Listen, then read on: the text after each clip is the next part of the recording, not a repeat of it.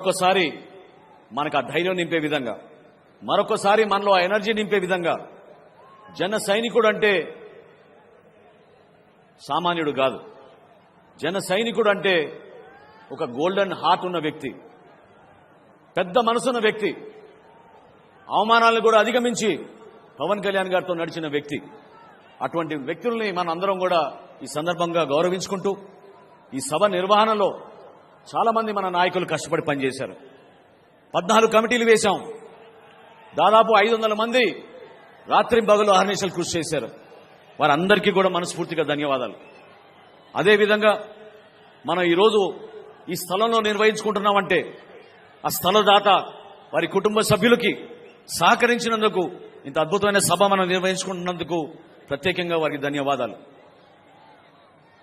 ఈ ప్రాంత చరిత్ర గురించి పవన్ కళ్యాణ్ గారు ఖచ్చితంగా మన భావితరాలకు చెప్పమన్నారు. అందుకోసమే 3 ద్వారాలు మనం ఏర్పాటు చేశాం. ఎవరు కూడా ఆకలితో ఉండకూడదనే స్ఫూర్తి డొక్కా సీతమ్మ గారిది. అదేవిధంగా పిఠాపురం మహారాజు గారు, రాజా బహదూర్ గారు, ఆయన ఈ ప్రాంతంలో ఆయన చేసిన దానాలు, ఆయన చేసిన త్యాగాలు సమాజానికి ఏ విధంగా ఉపయోగపడ్డారో ఆయన గురించి కూడా మనం ఈ సందర్భంలో గుర్తు చేసుకోవాలి. వీటితో పాటు సత్యలింగం నాయకర్ గారు ఎంతో అద్భుతంగా కాలేజీలు ఏర్పాటు చేసి ప్రతి బిడ్డకి ఒక అద్భుతమైన భవిష్యత్తు ఉండాలని వాళ్ళు చేసిన ఆలోచనల్ని మనందరం కూడా ఈ సందర్భంగా గుర్తు తెచ్చుకోవాలి. అదేవిధంగా మన పోలీస్ శాఖ గతంలో మనకి చుక్కలు చూపించారు. వీళ్ళు ఎక్కడ సభ నిర్వహించాలన్నా మేము పడిన కష్టాలు మామూలు కాదు. ఎన్నిసార్లు మొత్తుకున్నా, ఎన్నిసార్లు పర్మిషన్లు అప్లై చేసినా 12 గంటల ముందు, 14 గంటల ముందు ఒక చీటీ రాసి 9 ముగియాలి మీ సభనని చెప్పి ఆక్షేపణలు కూడా పెట్టేవాళ్ళు. కానీ ఈ సందర్భంలో జిల్లా ఎస్పీ గారికి, ఐజీ గారికి, డీజీపీ గారికి, ఇక్కడ పనిచేసిన ప్రతి ఒక్క కానిస్టేబుల్కి, సర్కిల్ ఇన్స్పెక్టర్లకి, ఎస్ఐలకి జనసేన పార్టీ తరఫున, మా పార్టీ అధ్యక్షులు పవన్ కళ్యాణ్ గారి తరఫున మనస్ఫూర్తిగా సహకరించినందుకు మీ అందరికీ కూడా ధన్యవాదాలు.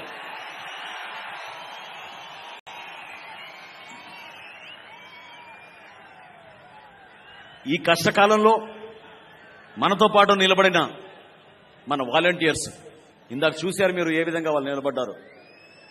జనసేన పార్టీ ఈరోజు మీటింగ్లు జరుపుకుంటున్నామంటే, ఒక డిసిప్లిన్ విధానంలో జరుపుకుంటున్నామంటే, పాపం వాళ్ళకి గాయాలైనా కూడా, కాళ్ళు బెనికినా కూడా, చేతికి ఫ్రాక్చర్లు అయినా కూడా వాళ్ళు నిలబడి మీకు సేవ చేయాలనే ఆలోచనతోటి మన వాలంటీర్స్ నిలబడ్డారు.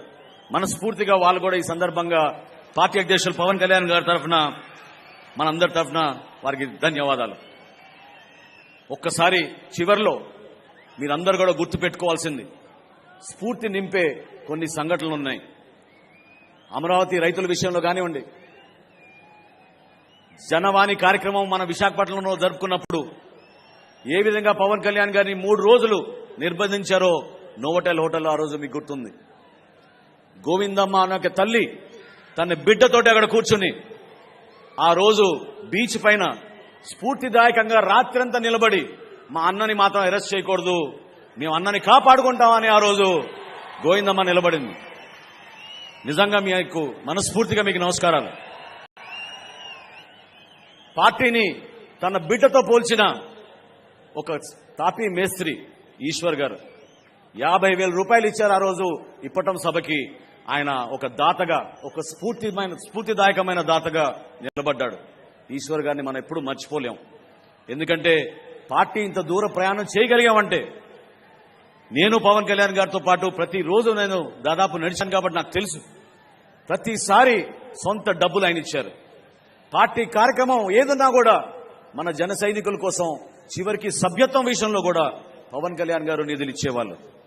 కౌలు రైతులు ఆత్మహత్య చేసుకుంటే వాళ్ళ కుటుంబాలని ఆదుకోవడానికి 5 కోట్ల రూపాయలు విరాళం ఇచ్చిన ఏకైక నాయకుడు భారతదేశంలో పవన్ కళ్యాణ్ గారు. ఈ కార్యక్రమాలు మనం గుర్తుపెట్టుకోవాలి. అవే మనకి స్ఫూర్తినిచ్చినాయి. ఈ కార్యక్రమాల ద్వారానే మన పార్టీని మనం ముందు తీసుకెళ్దాం. 100% స్ట్రైక్ రేట్ అయిపోలేదు. 100% స్ట్రైక్ రేట్ రాబోయే స్థానిక సంస్థల ఎన్నికల్లో కూడా మనం అది తీసుకురావాలి. ప్రతి ఎంపీటీసీ గెలవాలి, ప్రతి జెడ్పీటీసీ గెలవాలి, ప్రతి కౌన్సిలర్ గెలవాలి. కూటమి విజయం సాధించే విధంగా మన అందరం కూడా మనస్ఫూర్తిగా చేయాలి.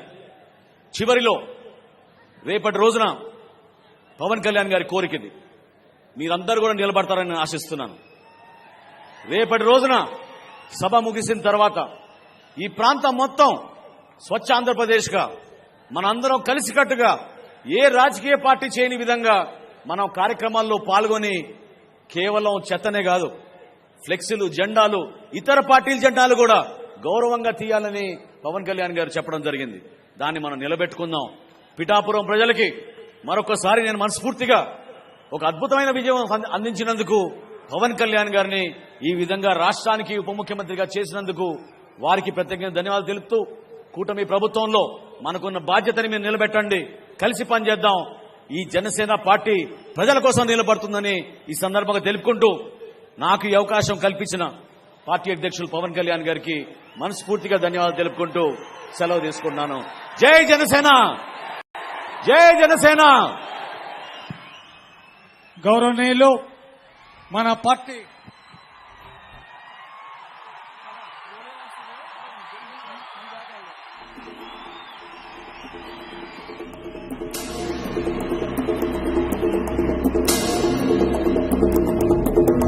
అన్న వచ్చే, ఆశ వచ్చే, సేన వచ్చే, సత్తు విచ్చే.